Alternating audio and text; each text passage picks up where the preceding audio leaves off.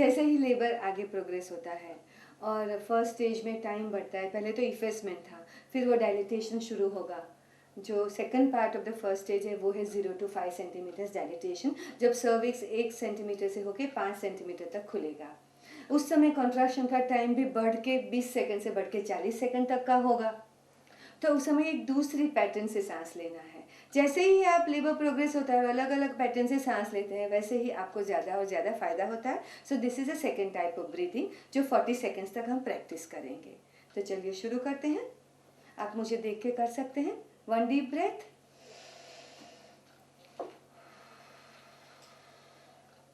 2 chest,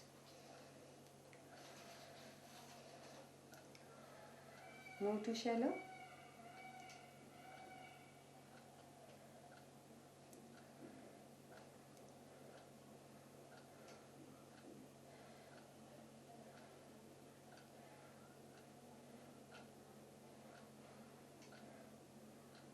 जैसे 30-35 second होने लगे, 2 चेस्ट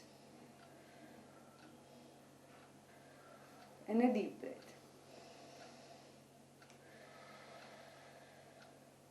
ये 40 सेकेंड हो गए। तो आपने देखा